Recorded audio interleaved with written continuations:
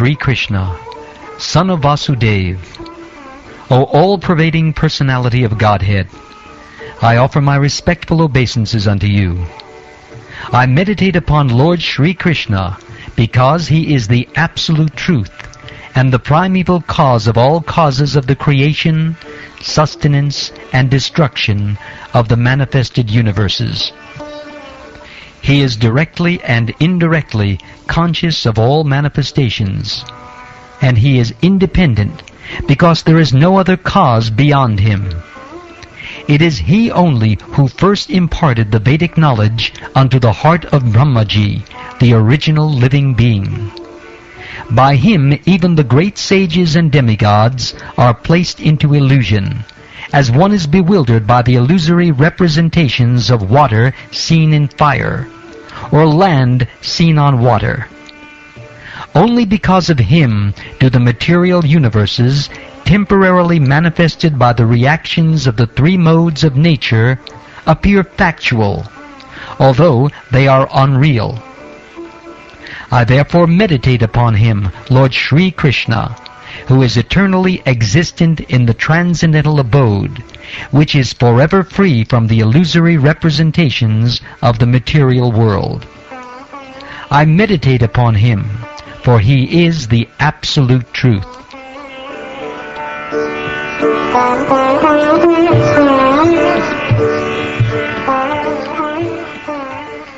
Completely rejecting all religious activities which are materially motivated, this Bhagavat Purana propounds the highest truth, which is understandable by those devotees who are fully pure in heart. The highest truth is reality distinguished from illusion, for the welfare of all. Such truth uproots the threefold miseries. This beautiful Bhagavatam, compiled by the great sage Vyasadeva in his maturity, is sufficient in itself for God realization. What is the need of any other scripture? As soon as one attentively and submissively hears the message of the Bhagavatam, by this culture of knowledge, the Supreme Lord is established within his heart.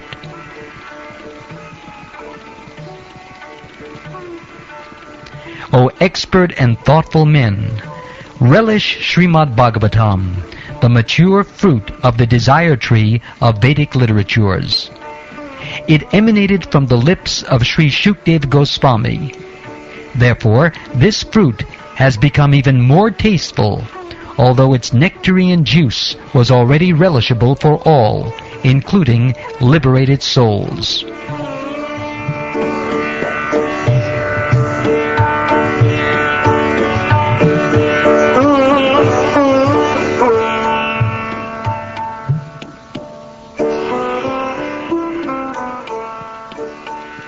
Once in a holy place in the forest of Naimisharanya, great sages, headed by the sage Shonaka, assembled to perform a great 1,000-year sacrifice for the satisfaction of the Lord and his devotees.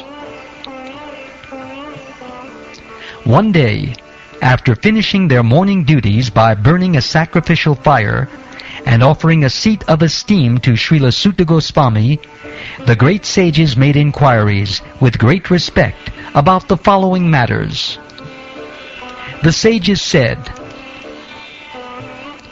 "Respected Sutta Goswami, you are completely free from all vice. You are well versed in all the scriptures famous for religious life, and in the Puranas and the histories as well, for you have gone through them under proper guidance and have also explained them. Being the eldest learned Vedantist, O Sutta Goswami, you are acquainted with the knowledge of Vyasadeva, who is the incarnation of Godhead, and you also know other sages who are fully versed in all kinds of physical and metaphysical knowledge. And because you are submissive, your spiritual masters have endowed you with all the favors bestowed upon a gentle disciple. Therefore, you can tell us all that you have scientifically learned from them. Please, therefore, being blessed with many years, explain to us in an easily understandable way what you have ascertained to be the absolute and ultimate good for the people in general. O learned one, in this iron age of Kali, men have but short lives. They are quarrelsome, lazy, misguided, unlucky, and, above all, always disturbed. There are many varieties of scriptures, and in all of them there are many prescribed duties which can be learned only after many years of study in their various divisions. Therefore, O sage, please select the essence of all these scriptures and explain it for the good of all living beings, that by such instruction their hearts may be fully satisfied.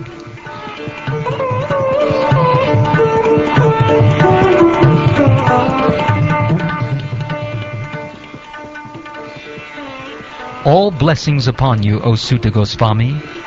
You know for what purpose the personality of Godhead appeared in the womb of Devaki as the son of Vasudeva. O Sutta Goswami, we are eager to learn about the personality of Godhead and His incarnations. Please explain to us those teachings imparted by previous masters or acharyas, for one is uplifted both by speaking them and by hearing them. Living beings who are entangled in the complicated meshes of birth and death can be freed immediately by even unconsciously chanting the holy name of Krishna, which is feared by fear personified. O Sutta, those great sages who have completely taken shelter of the lotus feet of the Lord can at once sanctify those who come in touch with them, whereas the waters of the Ganges can sanctify only after prolonged use. Who is there desiring deliverance from the vices of the age of quarrel, who is not willing to hear the virtuous glories of the Lord? His transcendental acts are magnificent and gracious, and great learned sages like Narad sing of them. Please, therefore, speak to us, who are eager to hear about the adventures he performs in his various incarnations. O wise Sutta, please narrate to us the transcendental pastimes of the Supreme Godhead's multi-incarnations. Such auspicious adventures and pastimes of the Lord, the Supreme Controller, are performed by His internal powers.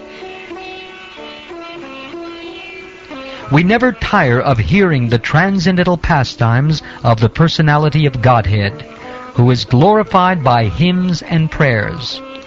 Those who have developed a taste for transcendental relationships with Him relish hearing of His pastimes at every moment. Lord Sri Krishna, the personality of Godhead, along with Balaram, played like a human being, and so masked, he performed many superhuman acts. Knowing well that the age of Kali has already begun, we are assembled here in this holy place to hear at great length the transcendental message of Godhead, and in this way perform sacrifice. We think that we have met your goodness by the will of Providence, just so that we may accept you as captain of the ship for those who desire to cross the difficult ocean of Kali, which deteriorates all the good qualities of a human being. Since Sri Krishna, the Absolute Truth, the Master of all mystic powers, has departed for His own abode, please tell us to whom the religious principles have now gone for shelter.